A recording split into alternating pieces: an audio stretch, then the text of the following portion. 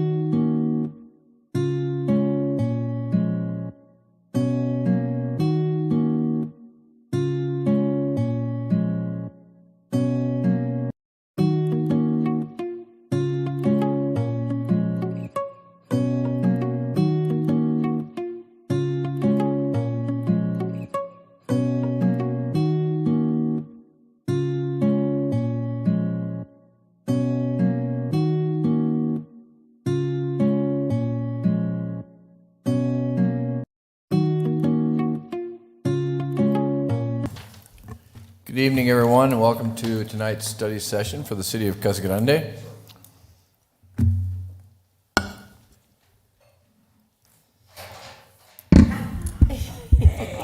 I'm just trying to. Really, Larry?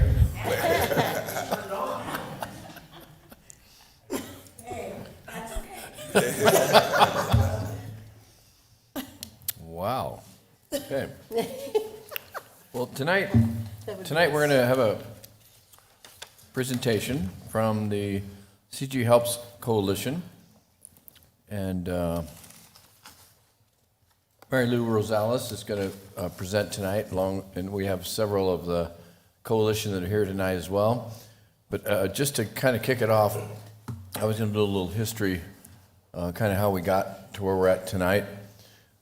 Probably 6 years ago, I think it was, that Lisa and Donna came to me and said, you know, we really need to kind of address our homeless situation. And I said, okay, yes, I agree. And so it kind of came down to, you know, how are we going to do that? And how can we get our community to rally around this process, if you will? And so these two actually are the ones who suggested that, you know what, we should call it the Mayor's Homelessness Task Force. So we formed a task force to bring all of the entities together, all of our Faith Alliance, all of our social service organizations, and bring them all together so we can all be working from the same page, because it was very clear that some were giving water, some were doing laundry, some were feeding them, and lots of people were trying to help. But there wasn't a collaborative effort that brought all of this together. And so this was the attempt to do that, and I think it has served its purpose. And we even opened the CG Helps Center, which is over in Peart Park, that Cara runs today. And it's really become, I think, a community collaborative effort with really everybody working together. And I'm extremely proud of everybody who's involved in it. They've done an amazing job. And today actually, in the last month or so, we've kind of changed the name of the Homeless Coalition and then the Mayor's Homelessness Task Force to kind of roll into the ultimate name, which is CG Helps Coalition. And so that's kind of where we're at today. And I wanted, the three of us actually, and Mary Lou, got together and we kind of put this together in terms of trying to bring the council up to speed and really hopefully the community up to speed in terms of what we're doing and where it is today. So Mary Lou, without ado, pardon my pun. You see why he did this, right? Yeah. Just, So you didn't have to? I know so that I wouldn't look like a talking head.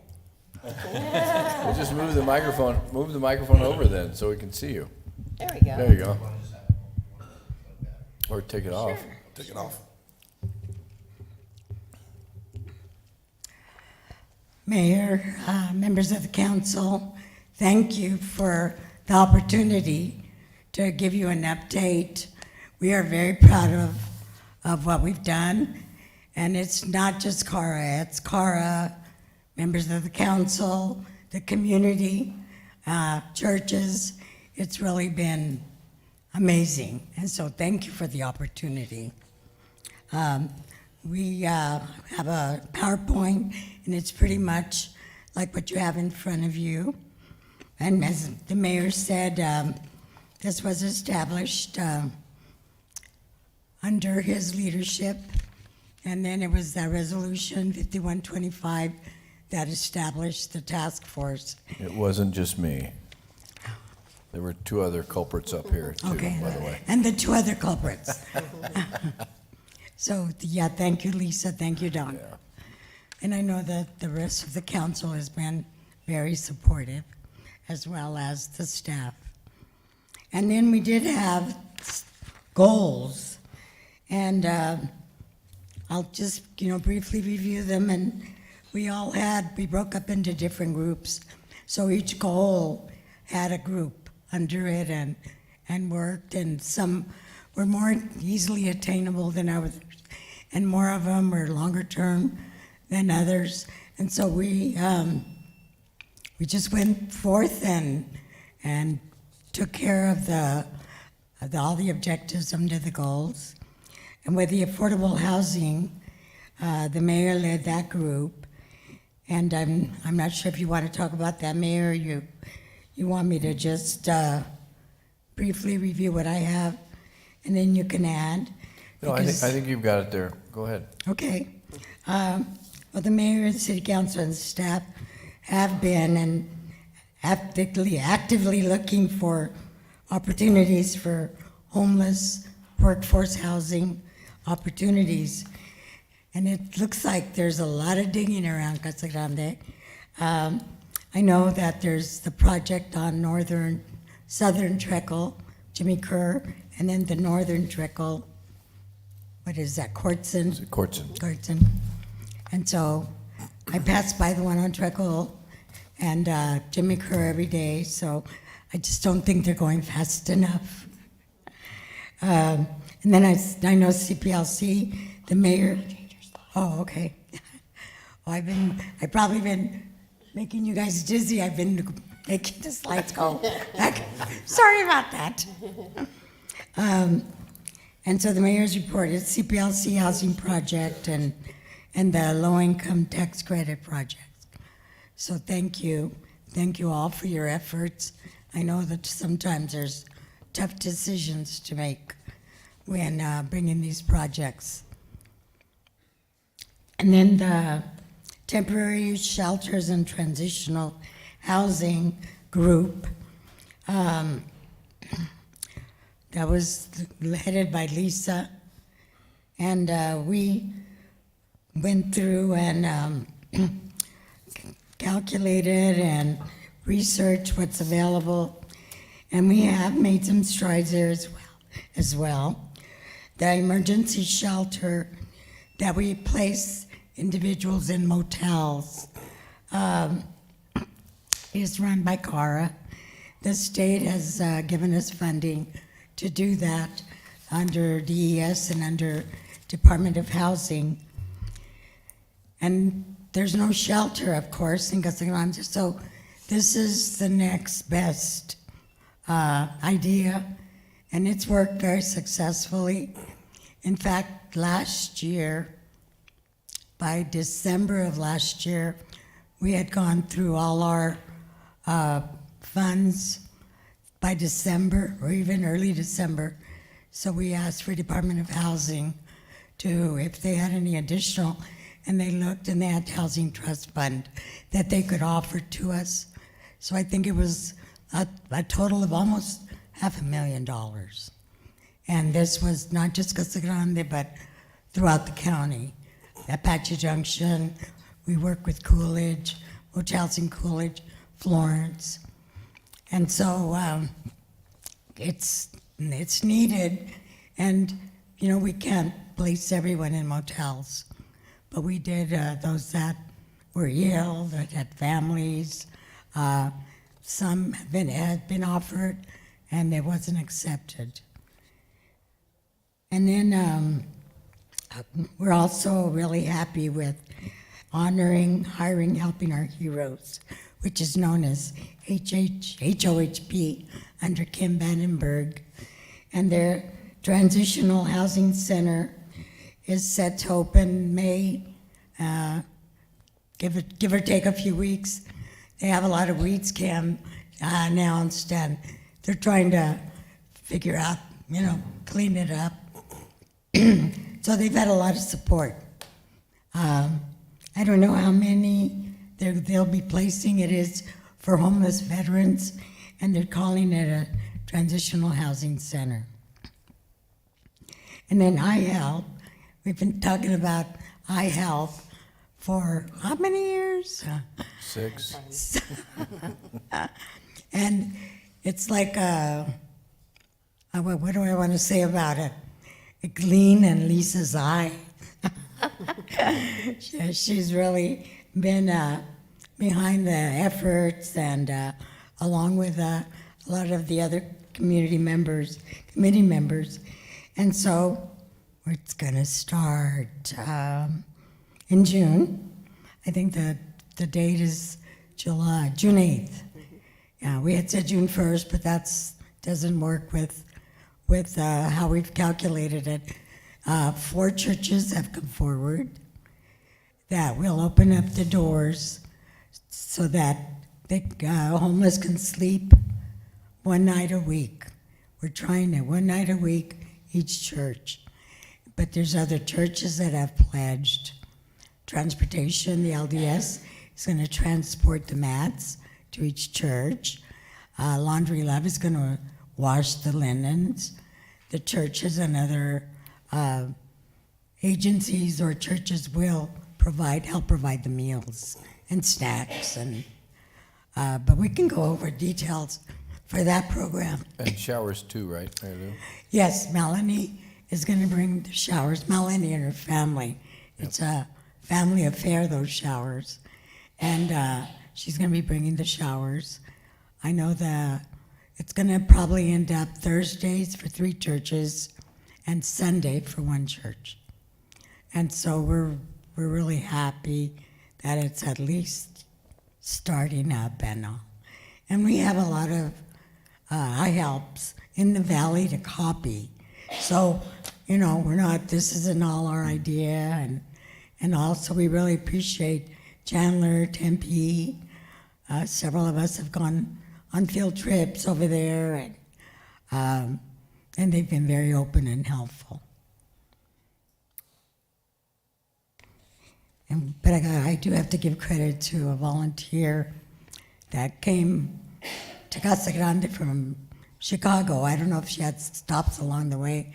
Deb Gonzalez, I don't know if she's not here.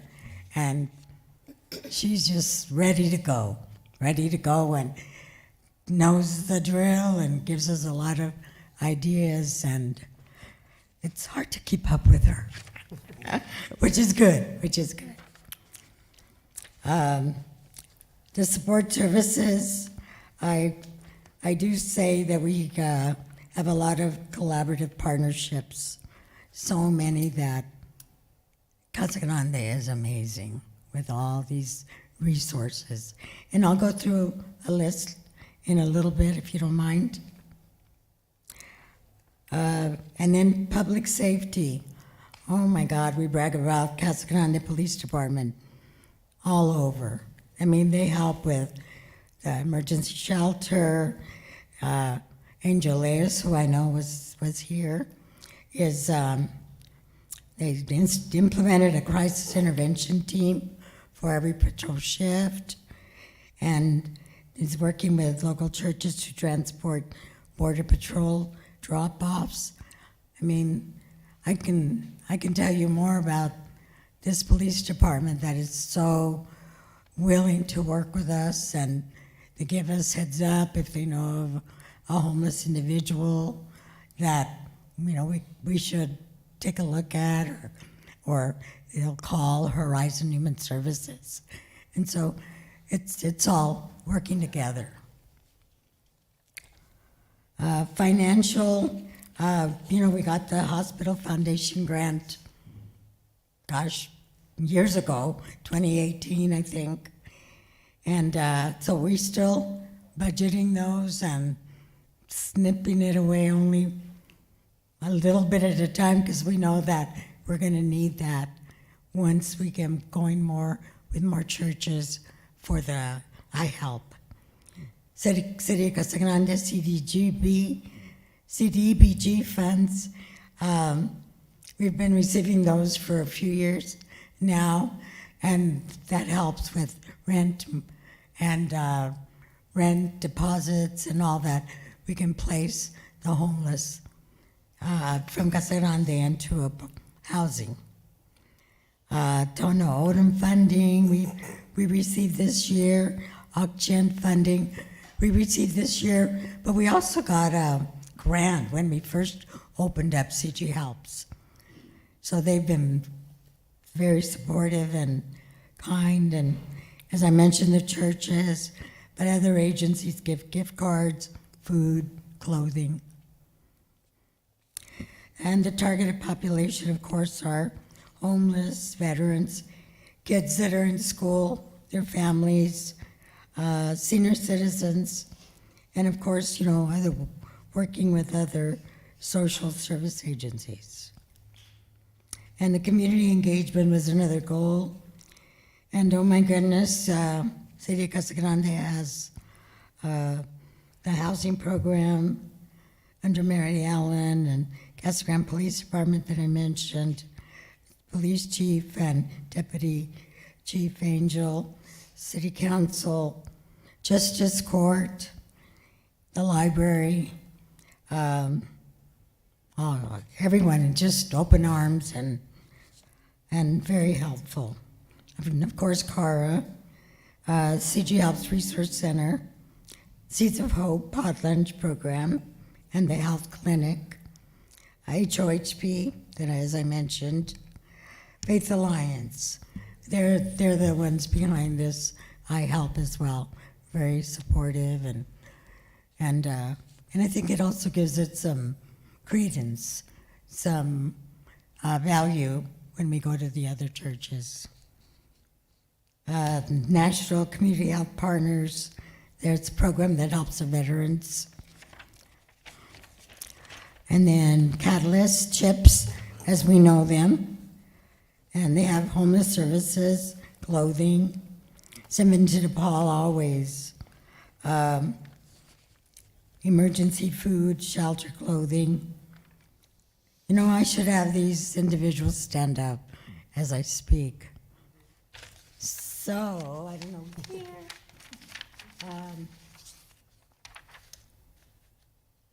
Mary Lou, why don't you just have everybody who's here for this coalition, please stand up and be recognized. Stand up.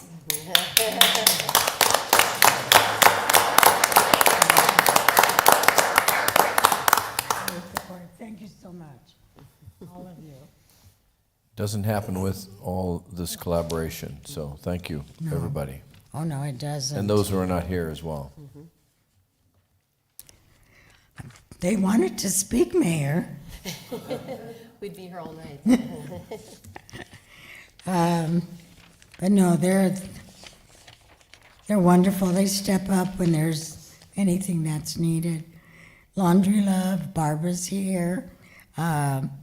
Always, opens up the laundry for 2 days a month, and she's going to wash the sheets. Well, not just she, but the group is going to wash the sheets from the iHelp program. The Red Stop, Melanie with the showers. She's going to bring them to iHelp. Just Serve volunteer opportunities are announced there, are posted there. The Elks water and summer hydration, they've really stepped up. I have to say that Elaine from my office is now an elk. So I think that's going to make a little difference. But they've really stepped up. Other community partners, mental health services, community bridges, mental health services, treatment, and New Leave. They're out of Mesa, but they cover now Apache Junction, domestic violence, and rehousing. And they've also been able to pick up some cases here in Casa Grande. Sun Life has always has stepped forward and been very helpful. Horizon Human Services that I mentioned, with their crisis and mental health services. Arizona at Work, they're wonderful, always letting us know what they need, what jobs are open, and vice versa.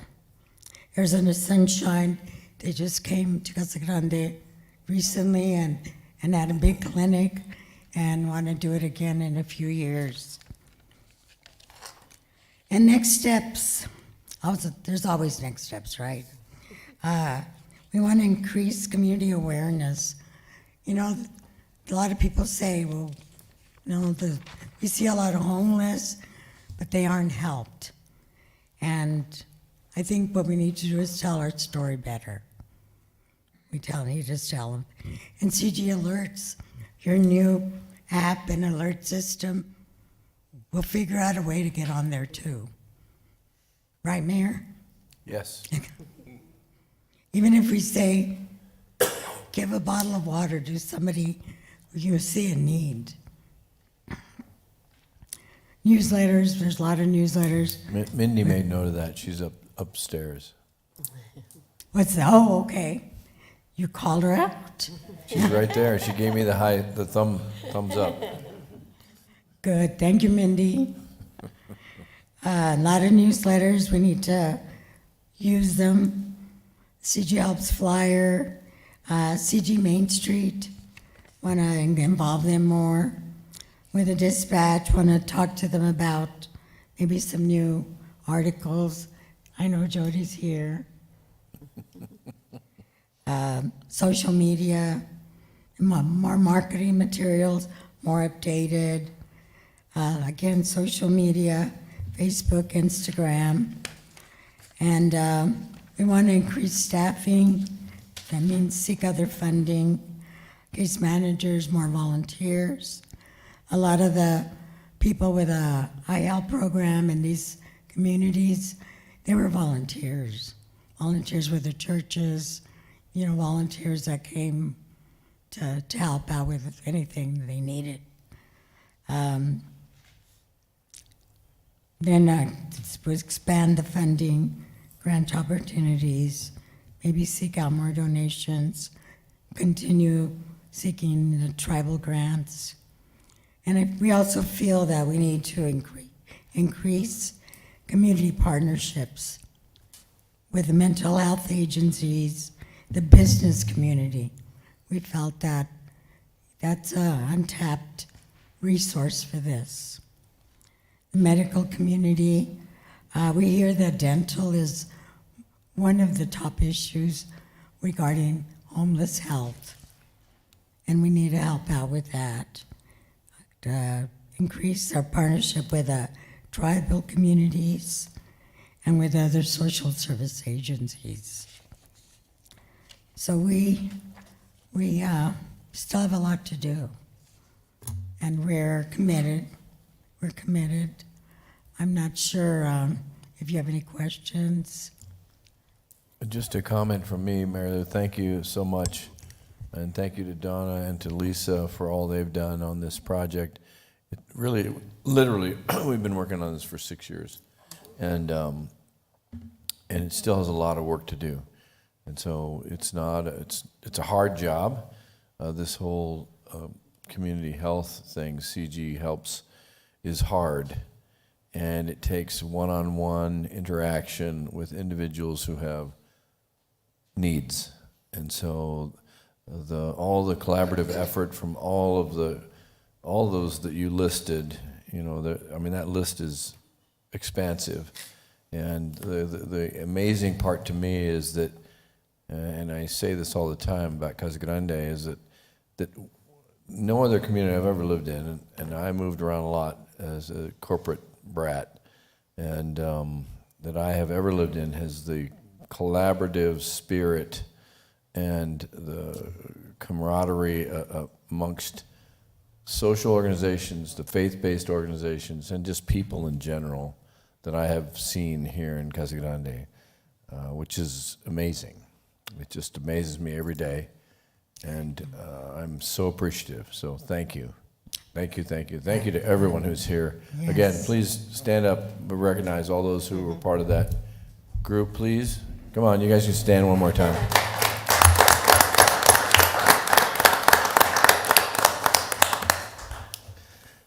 Anyone on the council? Lisa, go ahead. Well, and I want to thank long time, and it's one thing to come up with an idea, but it's another to organize. I mean, we're successful because of an organization like HARA that is spearheading it, but also all of the collaborative partnerships. And I have firsthand been part of this group. I mean, they're my friends. I look forward to seeing all of you guys every month at our meetings and some of the other activities going on. Homelessness and those underserved it is one of the most challenging and complex issues that we face here in the city. So in every city it's happening. So it's so nice to see the passion and the people that want to help. And so this is something that I know all of you guys just see a list of organizations and, oh, that's nice. This isn't like a one-time event that we get together. This is ongoing and issues that we face every day in our community, and these organizations are serving that population. So literally it's just been something that's very passionate of mine. I really enjoy working with them, and it's truly been a blessing to serve with all of these guys. So I wanted to thank all of you for all of your help, and I'm glad you're here. I know there's way more people that usually are that come to our meetings and everything, but thank you for everything you do, and I hope you see that everyone appreciates it and knows all the work that you guys put into on this group. Thank you, Lisa. Donna? Just briefly, Lisa has really spearheaded, and I have to give her credit because she's really spearheaded, working with this group on a day-to-day basis because of the fact that, it's something that's not an 8 to 5. There's lots of different events we can all get involved with, but Lisa has really been a staple for representing the council. So thank you for that. One thing, and I don't know if it was Chief Lejos or it was through one of the other workshops that I attended over the years, the one thing that has stood out to me is that they say that homelessness is not a crime. And I think that that's the bottom line that we have to remember when people are complaining to us, because we do get a lot of complaints about those folks that are on the street. And I think that we need to understand that. It's never going to go away. We're always going to have this work to do, but it's how we do that. So, these groups have been just made such a difference. But the other thing is that we really have mentored other communities in our county about what we've done. And it's one of those things where you go to other communities and you instantly look, for the homeless situation and what's going on. And, as I was driving back from the state capitol last week, I can tell you that going downtown Phoenix, we have much to be proud of. And I am so glad that we have people. And I know that Phoenix and Tucson and all those places have, your kind of people that love and care and try to make changes. But we have the option that we can do something about it. So thank you. Anyone else, council? And one, Mary Lou? Oh, go ahead, Mary. Go ahead. Wanted to add that I get paid because my board of directors agrees to pay me, and I have 2 board members here. Yeah, well, thank you guys for being I here. had to say that. Good. And just one thing, and I know we went through it briefly, but just so I don't have to give a recap, we have 2 more minutes, is this whole overnight shelter program. I know I've given updates, and Mary Lou briefly went through it, but again, this is something we've worked on for a long time, and there's so many moving pieces, and even though we are modeling a program in Tempe from the city of, or not Tempe, but the CARA of Tempe and Mesa and Chandler, but we still have to develop, forms and processes and insurance and security and everything to make these churches comfortable with us bringing in the homeless to the churches. So it is that collaboration. The police department, if we didn't have their support, the churches would not be on board. So That's very true, Brian Walsh is here. He's actually gone with us on a couple presentation. He's also a deacon at St. Anthony's. But without Chief Leos, being at every meeting and supporting this and just making sure that, he knows that he's there to help. So Chief, I know our chief is here too. I just really want to thank you for this, because we know it's not an end-all for, taking care of, a shelter for the homeless, but it's a start. And we really feel that ultimately we can get there, with more churches signing on board. So, we have, all these people, Laundry Love, our shower people, St. Vincent de Paul, Seeds of Hope, all these people are going to be doing the vetting process, getting people into the shelter. But it has really taken so much. I think I have so much more gray hair, I think, Mary Lou, the last year doing this. But Well, and also thanks to staff too, because they've actually Absolutely. worked through the details and some of the complications of, right. How do you For know, sure. make- But, make when it happen, comes to so- permitting and. exactly. no, So there's a lot of absolutely. moving parts to Lisa's A lot of- point. a lot of And, moving and parts. there's a lot of people to thank for that, from So the June police 1st. department to our planning department to, Yep. to Mr. Raines, Stephen, Yes. to you, Lisa, for really kind of just being a bulldog on this. And it's been a kind of a labor of love for us for a number of years. And if there's anybody who's watching or anybody here in the room who wants to help contribute, this is my pitch now, to the campaign, you can go to cghelps.com and you can donate to the cause, and it goes towards all of these things that we just talked about. So we always can use some funding, and so as a political figure, I can ask for funds. So there you go. I'm asking for CG Helps. So it's a great cause and a great group of people that are trying to make our city better. So big thank you. All right. I think that's it.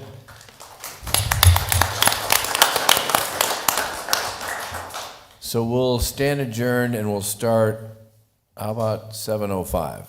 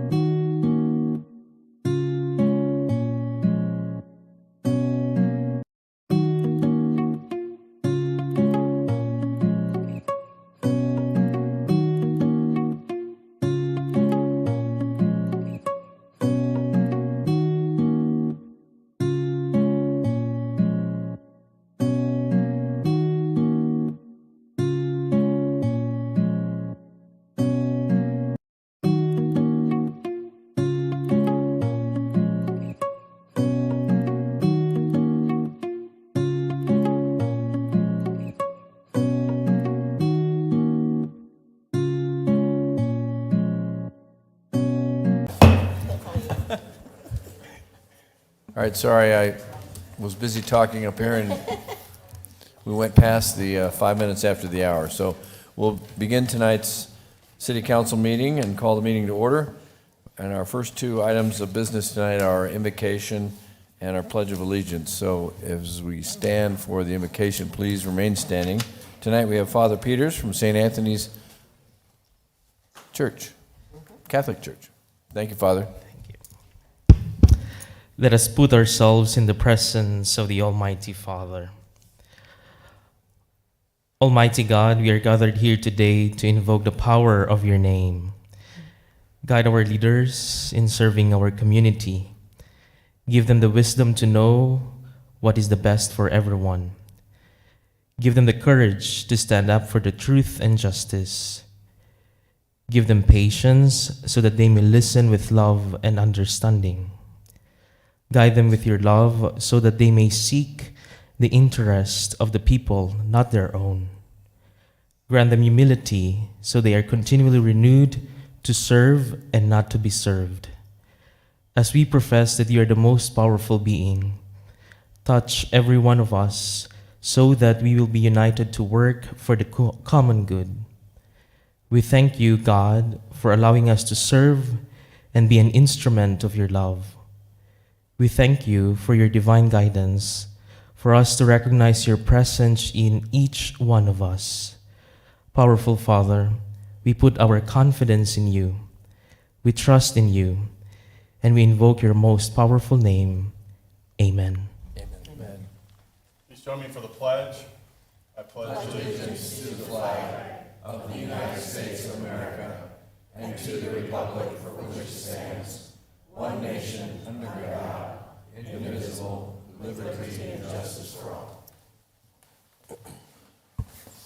Thank you, Father.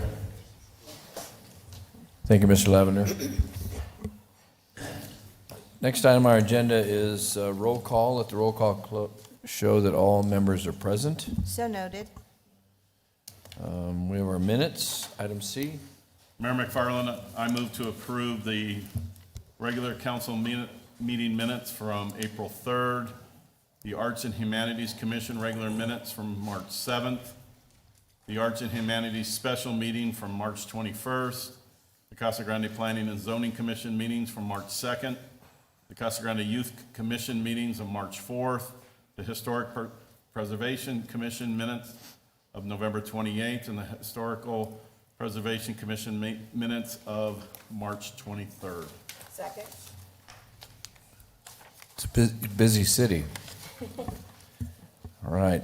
I have a motion and a second. All those in favor signify by saying aye. Aye. Any opposed?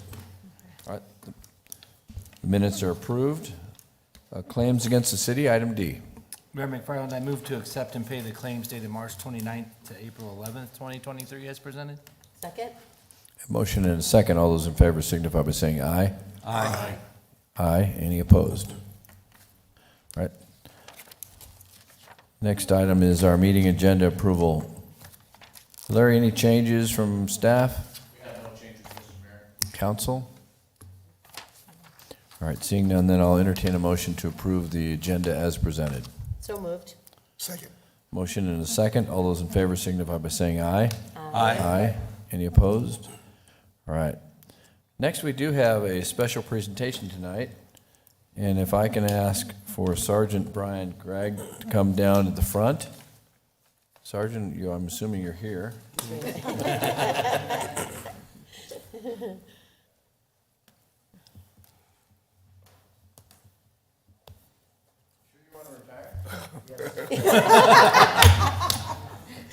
There was no hesitation there.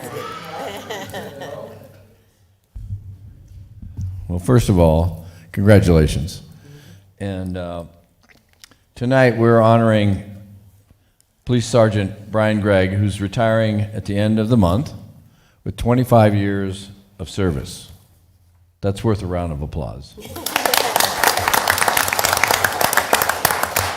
Because he is still standing here, so that's excellent.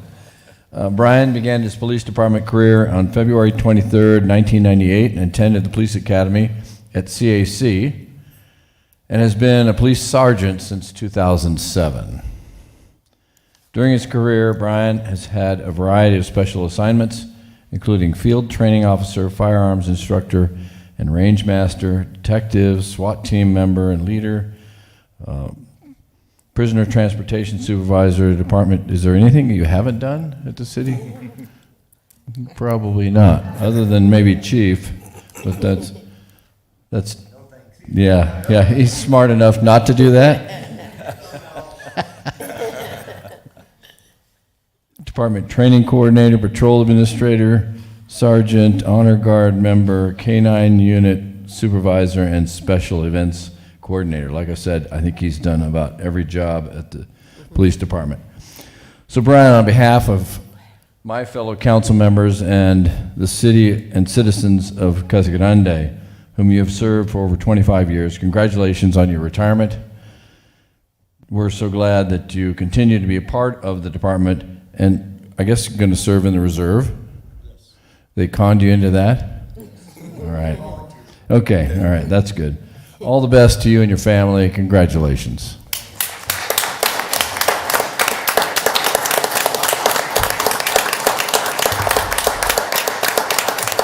So just the plaque says, Brian Gregg, in recognition of your 25 years of dedicated service to the city of Casa Grande, February 23rd, 1998 to April 30, 2023. Congratulations again.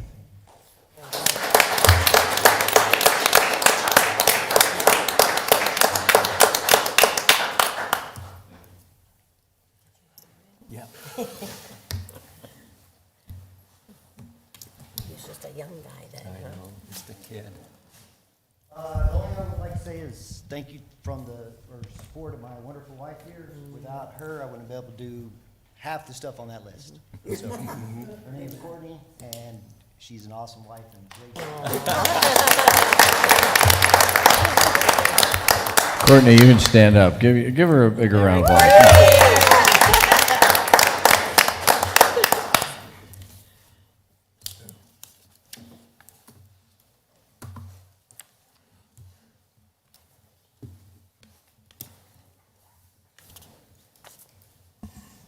Courtney, you know it is the woman behind the man, right? You know that.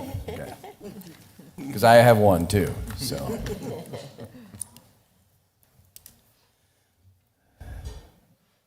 Brian, congratulations again. All right, next is our item G, which is our consent agenda item. All items with an asterisk are considered routine matters and will be enacted by one motion and one roll call vote of the council. There'll be no separate discussion of these items unless a council member or member of the public so requests, in which event the item will be removed from the consent agenda and considered in its normal sequence of the agenda. Is there anybody who wants to pull anything off of the consent agenda?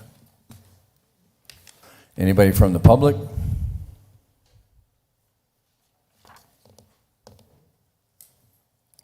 I have these so I can see distance.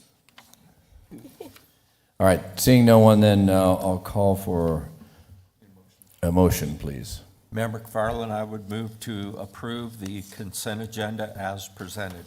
Second. Have a motion and a second. Gloria, can I please get a roll call vote? Councilmember Edwards. Yes. Councilmember Huddleston. Yes. Councilmember McBride. Yes. Councilmember Fitzgibbons. yes. Councilmember Herman. Yes. Mayor Pro Tem Lavender. Yes. Mayor McFarland. Yes. All right, next on our agenda is item H, which is the public comments. This is the opportunity for the public to address the council. Just as a reminder, these are not agendized items, so we can't comment on anything you might tell us, but we do have 2 ears and we will listen. So if there's anybody in the audience who would like to address the council, this is your opportunity to do so. I would ask if you come up, you please state your name and your address, and also remember that you have 3 minutes.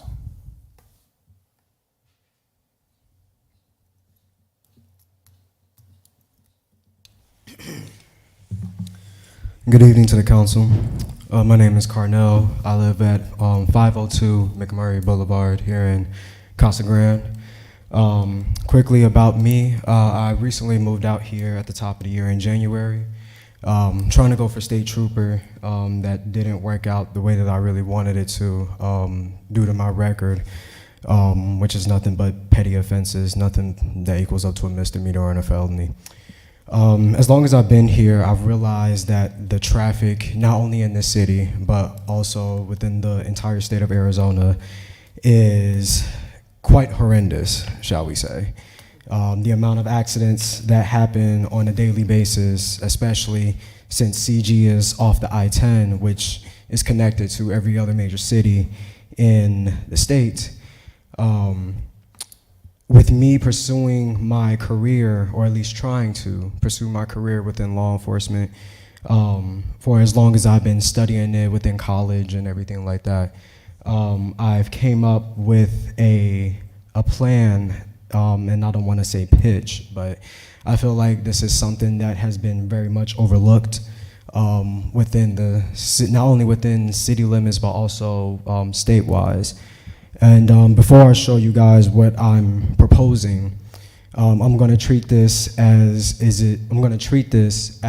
it's a courtroom. So I'm gonna ask this twice.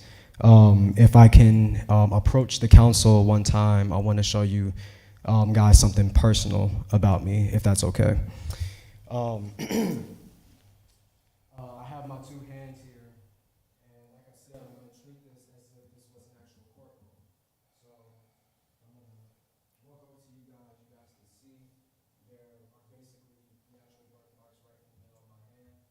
And I'm not saying or doing this to, make it sound like holy or like I'm trying to, be out of my natural character, because I'm not. This is genuinely me. This is genuinely who I am, what I stand for, and what I represent. This isn't gypsy, Oracle type or anything like that. So, and then also, I'm going to pass around my phone. I took a note, and I've been collecting evidence from different cities, especially here in CG. Oh, yeah, no. That's fine. So I'm just going to scroll through it real quick. You can kind of see the points and what I'm trying to get at. There's points about speeding, traffic signs, the driver's handbook, and yada, yada, yada. You're fine, because your time is up, but we won't have time to look at everything. If I could suggest, maybe you could share this with our city manager or that would be Larry Raines right there. And share it with him, and then he could actually maybe capsulize it for the council, because we are limited to 3 minutes in your comments, but we're interested to hear what you have to say. I would suggest if you could then work with either Stephen, who's to his left, and Mr. Raines. Okay? Thank you. Thank you. Unfortunately, that we do have limited time on public comments. Okay. Anyone else in the audience tonight?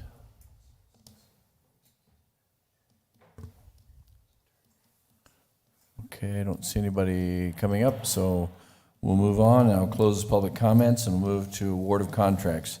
I-1. Kevin? Mayor, we're going to have David McHarmon present this item to you, because he's the person in our staff that has been managing this project for us and overseeing it. So with that, I'll turn it over to Matt. Thank you, Kevin. The subject of this item is to award a contract for CMAR to PCL Construction for early procurement items for the city of Casa Grande's water reclamation facility. The staff does recommend that the mayor and the city council award the contract for the construction manager at risk to PCL Construction with a guaranteed maximum price of $612,175 in total. This contract is in order to help ensure that we upgrade our capacity at our water reclamation facility from the original 12 million gallons per day that we can currently treat up to 18 million gallons per day. And we anticipate that we're going to need that amount over the coming years as development continues to grow.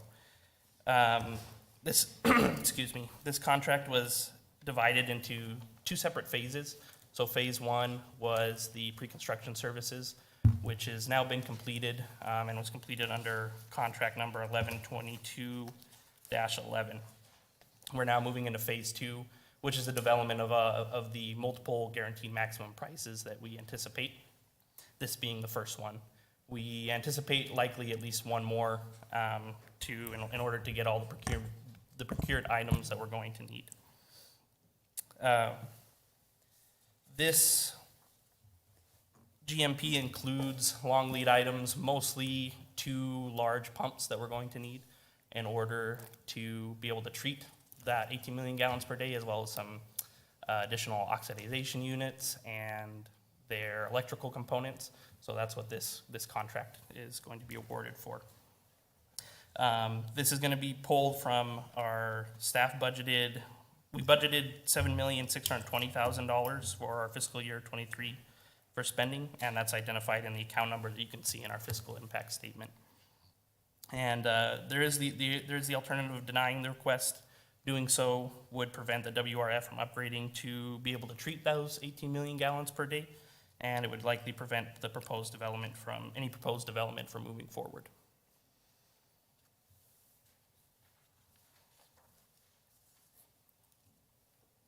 That's all. Anyone have any questions? Okay, thank you. Thank you. All right, seeing no questions, then I'll call for a resolution number, please, Gloria. Resolution number 5532, a resolution of the council of the city of Casa Grande, Arizona, accepting the proposal from PCL Construction, Inc. to provide construction manager at-risk services for the water reclamation facility upgrade construction project, authorizing expenditure of public funds, authorizing the transfer of budget authority, and authorizing the execution of a contract. Mayor McFarland, I move to approve Resolution 5532 as presented. Second. I have a motion and a second. Gloria, can I please get a roll call vote? Councilmember Edwards, Yes. Councilmember Huddleston, Yes. Councilmember McBride, Yes. Councilmember Fitzgibbons, Yes. Councilmember Herman, Yes. Mayor Pro Tem Lavender, Yes. Mayor McFarland. Yes. All right, next item is I-2, and this is approval of resolution number 5533. Kevin? Thank you. Staff is recommending that the mayor and city council authorize the city manager to execute a contract for professional services with Horak Engineers out of Phoenix, Arizona, with a base bid price of $934,500 with a $15,500 contingency to bring the total not to exceed $950,000. This contract will provide for the design of the widening of Peters Road between Thornton and Burris Roads.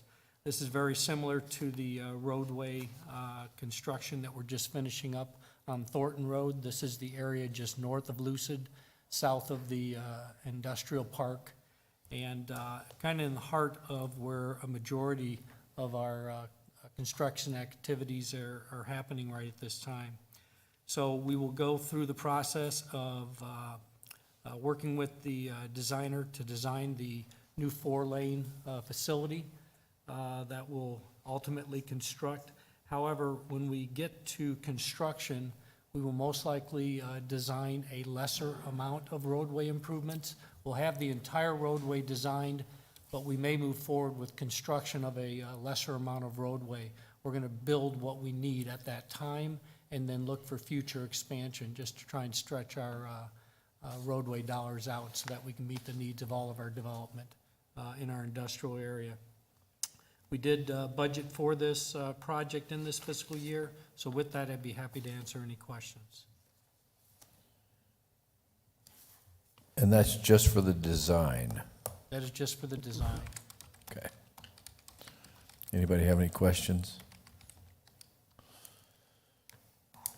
I just want to make a comment. Infrastructure is expensive, just in case anybody's wondering. All right. Seeing no comments, then I will call for a resolution number, please, Gloria. Resolution number 5533, a resolution of the council of the city of Casa Grande, Arizona, accepting the proposal for professional services from Horrocks Engineers, Inc. for the Peters Road improvement from Thornton Road to Burris Road, authorizing expenditure of public funds, authorizing the transfer of the budget authority, and authorizing the execution of a contract. Mayor McFarland, I move approval of resolution number 5533 as presented. Second.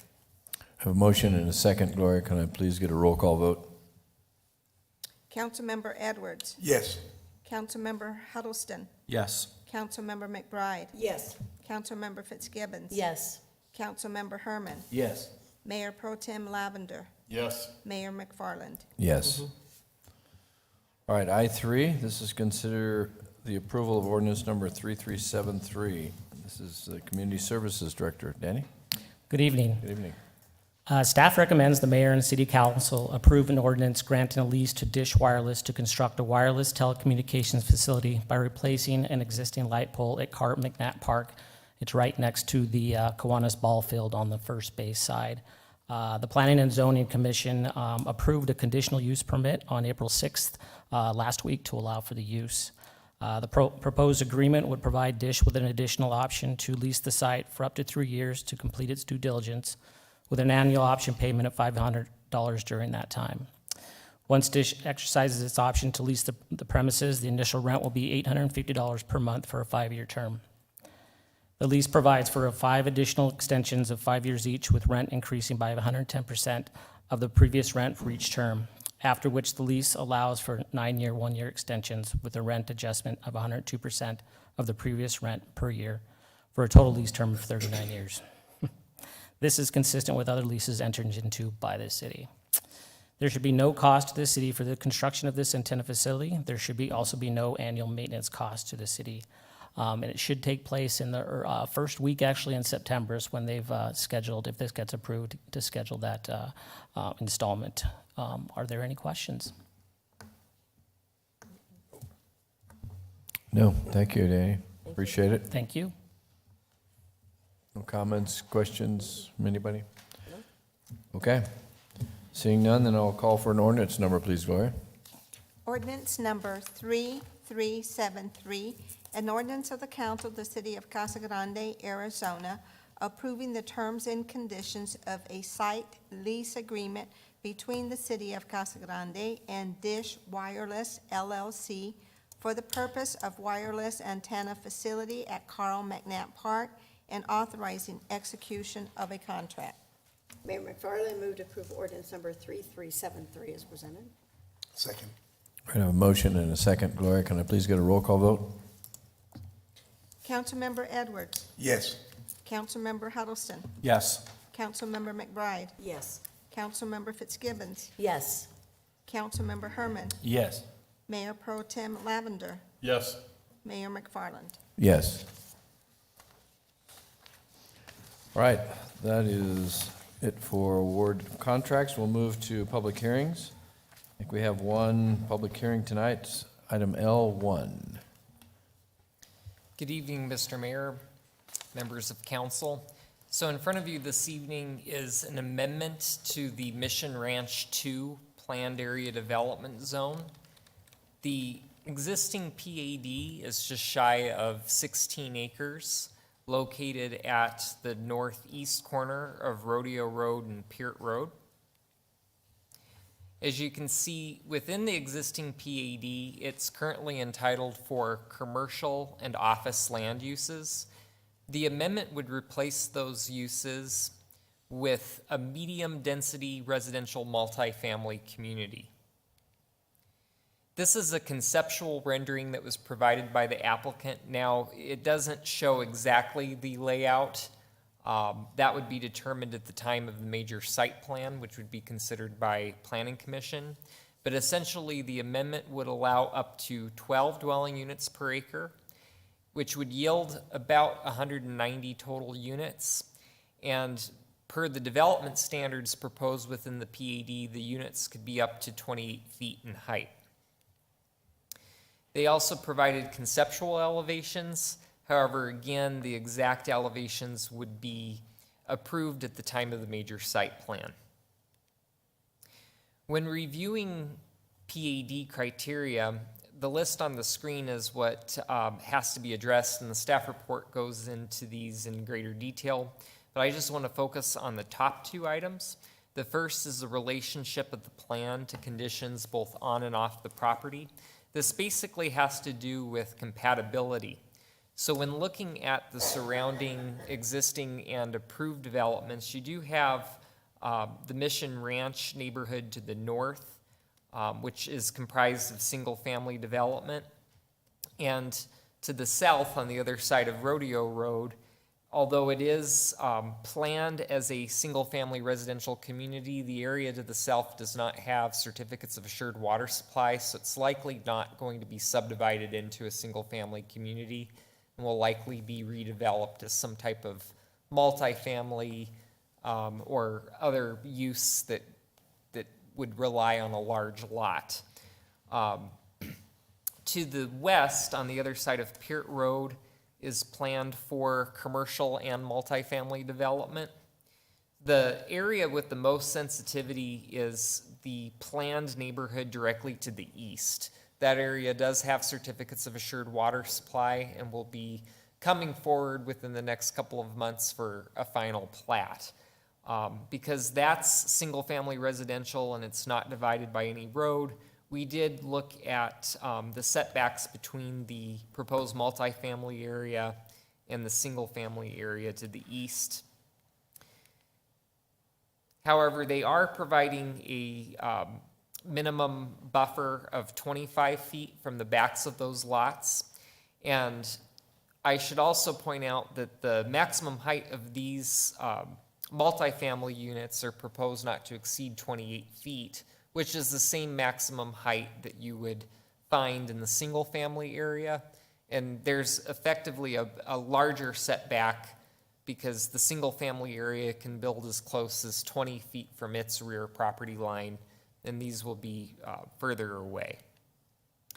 It would also have to comply with the PAD residential design standards for multifamily development, which does include that minimum 25-foot setback where adjacent to single-family areas. With regard to conformance to the city's general plan, sites up to 20 acres can have high-density development up to 24 dwelling units per acre. However, this site is being amended to accommodate a medium-density development that will not exceed 12 dwelling units per acre. So it does meet the general plan requirements as far as density.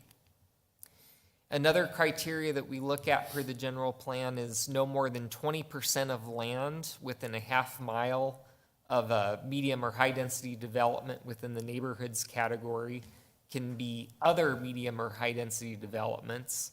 When we did this assessment, including this site, we would have a total of 8% of land either used or designated for multifamily. So it also meets that criteria. Regarding the notification procedure, we followed what's required per code, and we did not receive any inquiries. At its March meeting, Planning Commission did unanimously move to forward to City Council a recommendation of approval for this amendment, subject to technical modifications which have since been addressed, and this one condition of record, which is a standard condition that we place on any kind of zone change that has to deal with right-of-way dedication. And that concludes my presentation.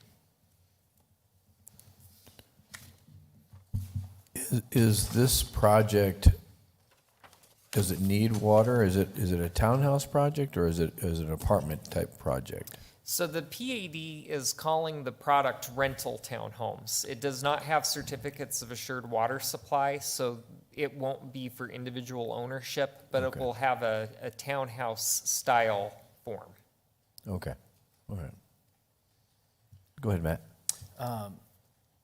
If you could go back, I like the one presentation you made about the percentage of land within the half mile.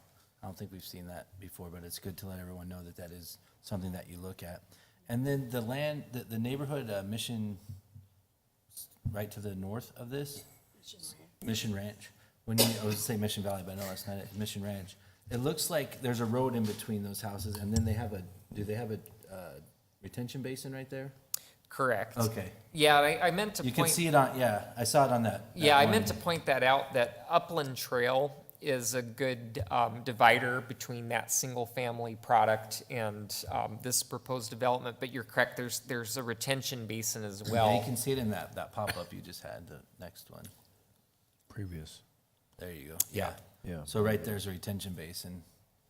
So that helps with that. And then they're doing the roads, right? And then it's gonna be gated, so that's their roads. Correct. Thanks. James, is that a retention basin, or is that the water that eventually feeds into the water that goes by the park and the golf course? Santa Cruz? That's what this is. Right in the middle? So Yeah. there is a large 404 wash that divides this property. As you can see on the screen, it goes Right. from north to south. It probably does ultimately find its way into the Santa Cruz wash. And then, can you go back one slide? No. Yeah. Is it the same property owner on both of these, the one to the east and the one that's up for development now? It originally was. I don't know if it has since changed hands. These two But here. you sent a postcard to the person that owns the property in the white and you didn't hear from them? Correct. Thank you. Bob? James, what will their responsibility be on Rodeo Road, the intersection, and Peart Road?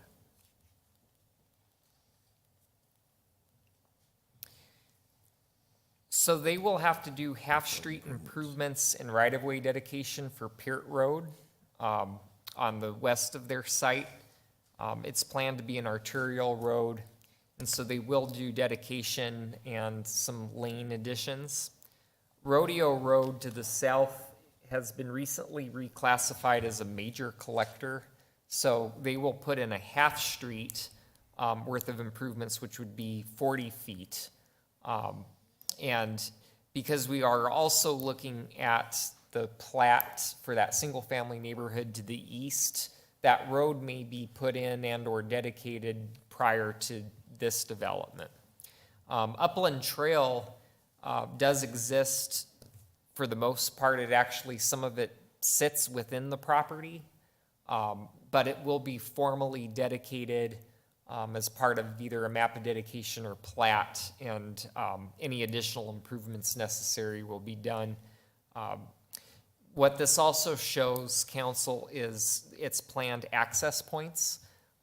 Its primary access is actually going to be off of Upland Trail, and its secondary access points will be off of Rodeo.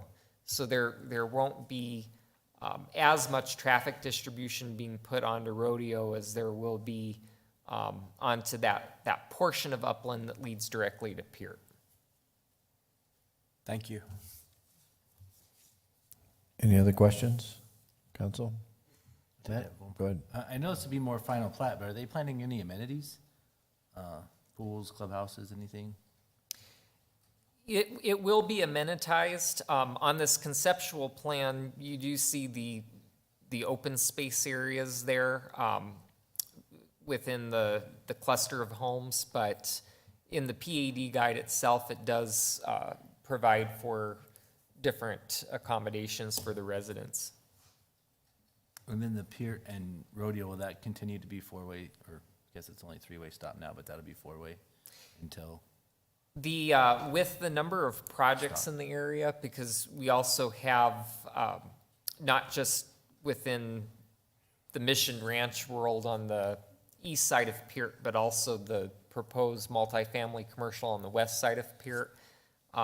With those various traffic impact analyses that have been provided, it has indicated that there is a warrant for a traffic signal there. Signalized, okay. We'll have to coordinate exactly who and when puts that in. But with the single-family area that may likely be happening at the same time, there's an opportunity for there to be some joint participation in that amongst the developers. So the place to the east of this property, is that going in first or this one first? Well, they are also well along on their plans. They have their preliminary plat approved, and their final plat is probably a couple months away from going to council. So the timing is going to be very close between that development and this one. And I bring it up, Mr. Mayor, because that road, Rodeo Road, then, because right now as it exists, it stops there at Peart. Right. If you're coming on Rodeo. So, and if this plan is saying they're only gonna do 40 feet on Rodeo, although their intent is upland is gonna be the main entrance. I believe that that other property behind them is gonna need that access on Rodeo Road, so they're expecting the help from that other division to help them with that Rodeo Road. Well, in either case, there would only be a 40-foot half street either way that would carry the traffic to the from the development to Peart, whether we're talking the single-family area to the east or this one. The plans call for 40 feet of right-of-way where there be, which is enough right-of-way to accommodate two-way traffic. Okay. And then when development happens on the south side, we'll get additional dedication and roadway improvements. Any other questions? All right, seeing none, then this is a public hearing, so I'm going to open the public hearing to anyone here who would like to address the council on this issue.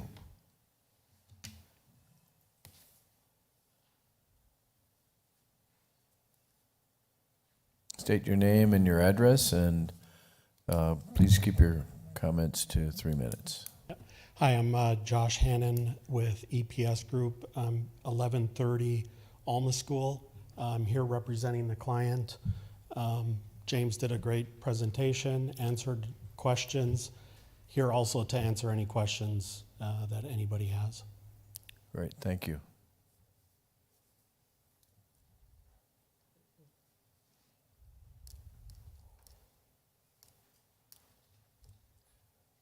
I wasn't planning on saying something, but I can't sit there. This is Gloria Johnson Story. I reside at 1245 East Laurel Drive in Casa Grande. I also have a home at 1180 East Rodeo Road. And I know we can't bring it up tonight. I'm meeting with Paul Tice tomorrow. But there's also a huge development trying to come in on the other end of Rodeo and Treckle. And it's high density. I think we need to be careful at this point. I don't know if it's a half a mile, but the high density is going in further down with commercial. 432 apartments are proposed in that little tiny flooded area that I used to have to go around to get home to, plus 165 homes and some other 3 condos, but I can't discuss that because it's still going to planning and zoning. But I really wanted to comment on the density, and I don't know if you're picking certain neighborhoods or how it's coming to pass, but I don't want to be crowded into a little bunch of living space. And if we're going to be doing this all around us, I think we better take another look. Thank you for your time. I'm sure you'll see me again. Thank you. Anyone else? All right, seeing none, I'll close the public hearing. Any other comments from council? Okay. Then I'll call for an ordinance number, please, Gloria.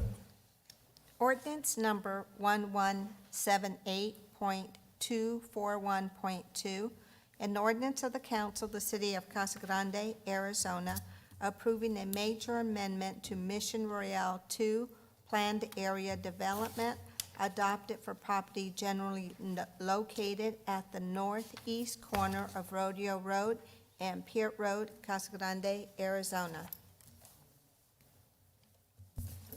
Mayor McFarland, I move approval of ordinance number 1178.241.2 as presented. Second. A motion and a second. Gloria, can I please get a roll call vote? Councilmember Edwards. Yes. Councilmember Huddleston. Yes. Councilmember McBride. Yes. Councilmember Fitzgibbons. Yes. Councilmember Herman. Yes. Mayor Pro Tem Lavender. Yes. Mayor McFarland. Yes. All right, the last item, well, not the last item, but we'll move to reports. And I'm going to start with you, Bob. Well, that'll be an easy one. No report tonight, Mayor. All right, Lisa? Just quick, the Cesar Chavez Committee is going to be awarding 44 students on Friday from 6 to 8 p.m. scholarships. So if anyone would like to attend, it's at the Neon Sign Park. Councilmember Lavender and Gloria and I are on the committee, so it's the 17th annual event. We're not having a dinner again. We're hoping next year we'll go back to our dinners. But actually, it was really nice last year. We awarded the students right there at the Neon Sign Park. And then also in the lobby area, Gloria heads up the art contest. And so the entries are out in the lobby, and so we expanded it, not only Cesar Chavez, but Dolores Huerta, who was also one of the founding members of the National Farm Workers Association. So we got some different entries this year and some beautiful artwork. So if you want to take a look at that, and they will be, we're awarding them prizes too. So 17th annual event, 6 to 8 at the Neon Sign Park. Thank you, Gloria, for everything you did, and Jeff too. Thank you. That's it. Thanks, Lisa. Jeff? We have the skate park dedication tomorrow at 4 o'clock at McNack Park, if you would like to come. Also, I wanted to thank Councilmember Matt Herman for presenting at the Casa Grande Union High School Board meeting a couple weeks ago, and recognizing Anthony Jimenez, who went to Washington, D.C. to represent the Youth Council. And so, Matt, thank you for going out and recognizing that fine young man. Matt? All right. I got a couple. This Saturday is the shredding day for the Youth Commission and e-cycles. So you can bring your old papers, your old phones, computers, TVs, electronics, all kinds of stuff. So it's at First American Credit Union, 1001 North Pinal. And we've also got the Public Works Department helping us with the e-cycle. So thank you, Kevin and his guys, Clarence over there. And Friday, I know it's the same night as another event with the Cesar Chavez, but the Rotary's having their event, and I've been advocating for everyone to put their stuff on the chamber calendar, but we'll get there. The Rotary event, and we're also raising money for scholarships, and there's drawings for $5,000, silent auction items. You can log on cgrotaryauction.org and check them out now. You don't even have to go, but if you want to go, we'd love to have you. We still have a few tickets available. Support scholarships, Boys and Girls Club. And I don't want to steal Anthony's thunder, but I don't think he'll say it right. But we got to go to the DAR Arbor Day, and Councilmember Edwards gave a very nice talk, and it was neat to hear him because he grew up in that area, and I don't know if he'll share this. And it was really neat because I was right in his home turf, and he told us how he used to play there before it was actually a park. But the neatest thing is his brother Mike called us out and made us use shovels to put dirt in the tree, but we did. So it was a lot of fun, but I'll let him tell the rest. But the DAR does that every year, and it was really neat to hear you speak this year at Mosley Park with your history there. And on my way here to the meeting tonight, I heard on the radio statewide news about NK Development's terminal project in downtown Casa Grande. It was on the news about having patios and different businesses there, and entertainment and bars. So it's something that's really neat. They're really doing a great job down there. Here's a rendering that the mayor happens to have handy. But this is the type of project that everyone in the community talks about all the time. So we're catching some statewide notice for it. So we as a community need to help like we do every business, downtown, everywhere in the town. But it's important to support these things because this is what people always say they want. And here's somebody trying to do it. So it was exciting to hear that on the radio, like in our town, in our downtown redevelopment. So it's going to be a busy weekend, but come have fun. And that's all I have. Donna? Just a couple of things I wanted to mention. I have been so impressed. I've had so many great reviews on our website. People are loving the new look of and how to do it. You can also, go on and you can report any problems. And so I put that to the test, and there was a recent issue and put it on there. It was the automated system immediately responded. Great response from our community on that, and everything was taken care of within a matter of a couple of days, and our staff got back to me, and it was really nice to be able to see it work in action. So if you haven't used it, go on there and look at it.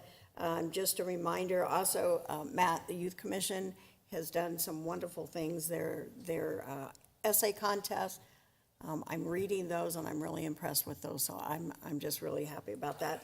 And just a reminder, 29th, the fly-in is coming up, the fly-in breakfast, so that's it. Anthony? Thank you, Matt. Mr. Mayor, we just had a great time today. We celebrated Arbor Day, tree planting. I believe last year Matt Herman was the speaker. And this year we were at Mosley Park on the east side. And that's my area where I grew up, where I went to school, elementary school. Nancy Harrison actually was the MC and in charge of that. Her husband was my band teacher, and he happened to be there today. I was the drum major for the 7th, 8th grade back in the days.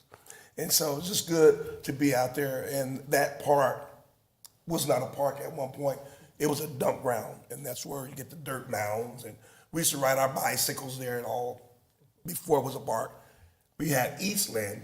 Eastland was the only park on that side. Palo Verde School was called East School.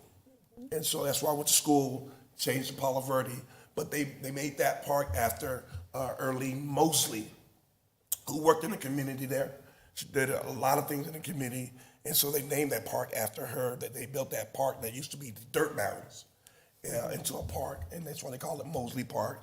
So we had a good time there. Of course, my brother Michael with the city, he's been with the city Parks and Recreation for 31 years, was there as well. And I learned some things from him as well in regards to the tree and how our trees, they have like mouths and they open up and the sun hits the mouth and it goes to the roots. And I'm sitting there, I'm like, I can preach that. But anyways, the sun, y'all got it now. The sun. Okay, thank you. And so we had a good time. It was really good, Mr. Mayor. And so looking forward to doing some more things like that. And also getting involved with Lisa and I think Mary, I know she left already, doing some things. I know with the Faith Alliance, we talk a lot about the homeless and working more with the homeless in our city and the great people that are already doing some great work behind the scenes. Looking forward to working with you all. Thank you, Anthony. The last time we had city council, I was remiss because Gloria had handed me an announcement that I was supposed to read. I kept it, Gloria. I still have it. So the Casa Grande Arts and Humanities Commission held its annual plein air event. This is back on March 25th, so you can see that I am tardy in this announcement. It was the most successful event in with 25 adults and 18 youth participating in the event. So great turnout. And the best of show, adult, first place, went to Mark White. He's a Casa Grande resident. Mark's been doing art around here for a long time, and it seems to me he gets better every year. Oh, beautiful. And so congratulations to Mark, and really to all the artists who participated, so thank you. This week, a lot of stuff going on. We have, we're going to hopefully be speaking with the chamber and trying to identify a director for the Destination Marketing Organization this week. We keep having people drop out of the contest, but I think we have one that's going to hang in there. I also attended the La Paloma Correctional Center update this today out in Eloy. They have 80 new officers that they're putting through training right now. They are graduating about 10 a week, and it's an 8-week program. So if anybody needs a job, the correctional institutions are hiring. So, and they're offering a pretty good signing bonus too, if you're interested. We did have a good meeting also with Lucid today, with Mr. Raines and our deputy city manager, and it was, and also with Richard Wilkie. So it was a good meeting. They have a new individual who is part of their group now. His name is Michael Cruz. Some of you may know him, and so we're hoping that that will help us in terms of our communication and feedback and information, give and take from Lucid. So I'm looking forward to that. I think Michael is a great hire for them. He certainly knows our community, and I think will be a good asset for them. This week we have the Pinal Partnership on Thursday at Robeson Ranch. Actually, it's on Friday at Robeson Ranch. They're going to be talking about water. And then we have our Faith Alliance update, which is this Thursday also for luncheon, right, Lisa? That's right, church. So we have the church this Friday. We have our budget retreat on Wednesday, all day, for most of us anyway.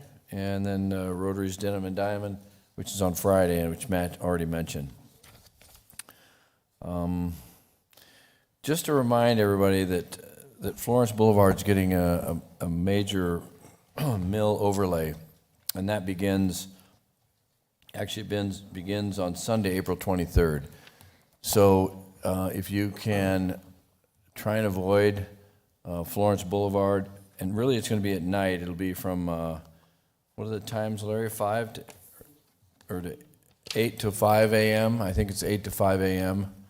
And, in fact, I know I have it here somewhere.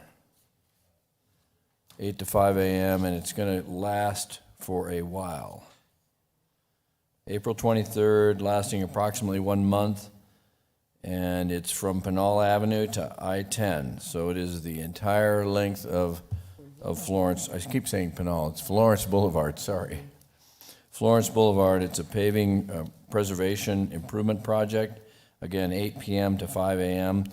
You can still go down Florence, but it will be limited lanes. So just keep that in mind if you want to avoid, most of us do anyway, but avoid Florence Boulevard. So just trying to make sure everybody knows that that's coming. Again, starting April 23rd. Also, there's a job fair for anybody who needs a job, including anyone who's been recently laid off from Lucid. There's a job fair on April 24th. It's from 1 to 4 p.m. It will be at our Casa Grande Recreation Center. And everyone from Tractor Supply, Bull Moose Tubes, Kohler, Abbott, Acco Polymer, Frito-Lay, all of the big boys will be there. So if you are looking for a job or maybe even to change a job, check it out again, April 24th from 1 to 4 at our Recreation Center. And then just one final plug. I want to make sure that everybody knows that we have this CG Alerts program. And we have 35, I just was told, we have 35,000 people signed up for this. 35,000. So that's amazing. And again, it's community news events, it's traffic alerts, it's sanitation route disruptions, emergency alerts, general notifications. And if you text CG Alerts to 38276, that's 38276, it will respond back to you. You can sign up for however you want to be communicated with, whether it's a text message or a phone call or an email, or all the above. So you can get alerts from the city in multiple different ways, or just pick one, and we will communicate with you. I did attend the transit committee meeting last week, and one of the young people who was on the committee made a comment that he feels more connected with the city of Casa Grande today than he ever has, and it's partially because of this. So I think it's a great program. I commend our PIO department and our communications department for finding this, which I've been looking for 3 years, and finally we've got it in place. And so Mindy, please pass along my thanks to your coworkers. Thank you. And so I think that's probably enough.